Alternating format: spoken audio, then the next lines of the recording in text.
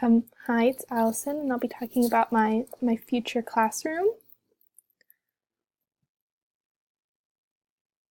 In my ideal classroom, I am a third grade teacher, and I'm thinking if I could like English and reading, because that's what my practicum teacher was, and the kids went to a separate class for math and science. So in my classroom, I have my desk over here in the back. I have a flexible seating, so when you come in, this is a higher up chair, and these are stools, so you can stand or sit at this. This is a chair, but it comes with a little desk. And this is for a smaller classroom, but obviously with more students, there would be more seating options. Whiteboard, another table, another desk, and more seating, and then another window. And then back here I have the sink, and just for any day use. And then these are students' cubbies. When they come in, they would put their backpacks in there, or maybe backpacks hung up next to the cubbies, but this would have all their books and their folders and anything else they might need. Back here is another whiteboard and another seating and bean bags and what I call the room library, which would just be books for them to read when they're done their assignments or just have any free time and they want to read. Or if they're doing AR books, which is what my teacher did a lot with them, which was you read a book and then you went online and you took a test on it, and then she had a big poster that said like AR reading, and if you got an 80 or above, it counted and you got a check mark. So this is about what my room would look like. For behavior management, I said in my classroom, I want to make sure I praise in public and correct in private. I want my students to feel comfortable in class, but know that I will not tolerate any messing around or bad behavior during my lessons or when I'm not even up there. For behavior management, I would use Class Dojo in my classroom. Every student gets to be a character and they could design it themselves. And they get points from doing their homework, listening well, doing something nice for a peer or more. And what my teacher did that I liked was they were in charge of their own dojo points, so if they wanted to give themselves points, they could. But what was nice about Class Dojo is points could be taken away for bad behavior, like talking over the teacher, being disrespectful, or not doing your homework. What's beneficial about Class Dojo is you can earn points back, so you're never just in red forever. And it rewards students that are always good, and they can get as many points as they want. There's no limit to being a good student, which I liked. For rules, routines, and procedures, in my classroom, the rules will be printed on a large poster board on the wall right next to when you walk into the classroom. As a class every morning, we will go over the rules.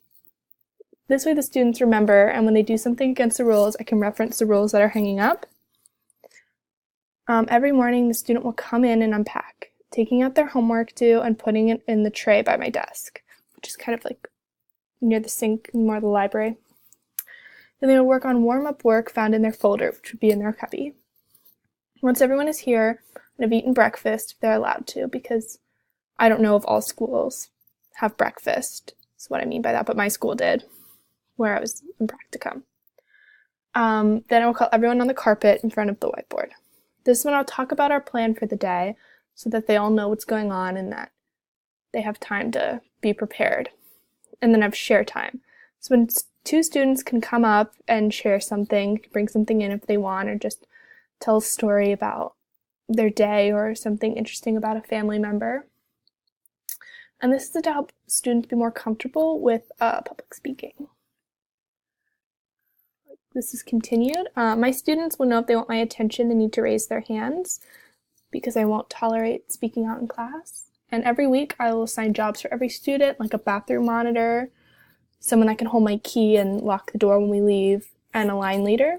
If a student is absent, I will also have a student grab a catch-up folder to keep track of the work they missed, which then they'll put in their cubby so that person has all the work when they come back. If we're doing group work, I will usually assign the groups so there will be a variety of students at different levels working together. Ways I will teach. When I'm teaching, I don't want to be a sage on the stage. I don't want the students to just sit there and listen to me lecture. Learning is about hands-on activities and visuals. As a teacher, it's my job to ask different kinds of questions and to teach my students how to ask the right questions too. I want a lot of, when we're not doing group work, to be discussion and, learning how to ask the right questions and to keep the kids engaged. When the students have group work, I'll walk around and keep close proximity. This is to be there to answer their questions and a subtle reminder to stay on task. I want every student to feel safe in my classroom and welcome, no matter their culture, religion, or background. How students will learn. Because students learn through all different ways, I think it's important for each lesson to have variety. While I will lecture when giving directions or at the end of a lesson, most of my lessons would be in groups. Students will learn through group work, hands-on activity, and visuals. I believe that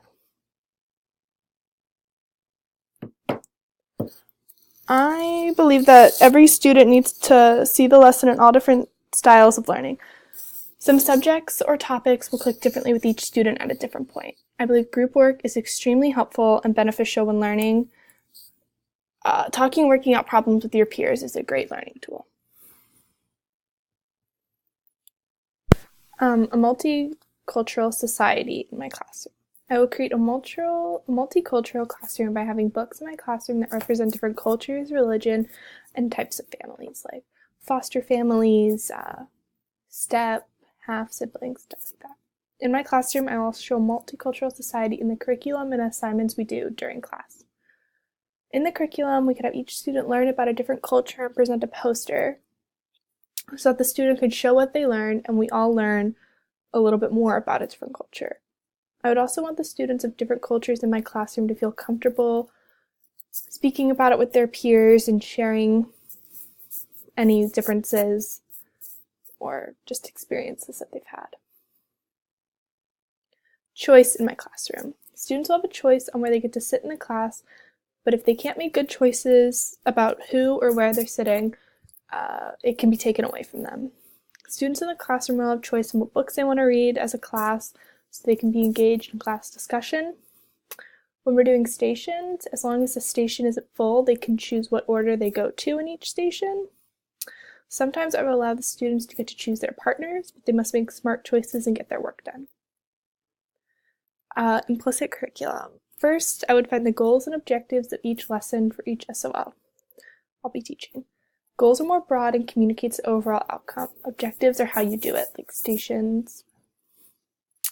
When writing my lesson plans, I would use the ABCD approach. This will help guide my lesson and keep me accountable and organized.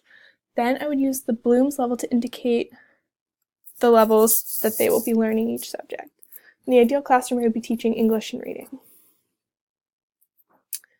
Demonstrating a commitment to lifelong learners. I will demonstrate a commitment to lifelong learning by leading by example. When a student asks an interesting question I don't know the answer to, I will research the answer and show the students how we never stop learning and that I'm still learning too. I will also ask my students to respond to other people's ideas with their own thoughts by asking them questions like, do you agree, disagree, to show a world where we can all speak about our ideas in a very civil way. When a student brings up a point I haven't heard before I'm impressed with, I want to encourage them by saying, great point, I hadn't thought about it like that, to show them that I'm learning from them. And fostering contagious curiosity in the classroom. I will foster contagious curiosity in my classroom by teaching my students to ask questions. I also think it's important to give students time to have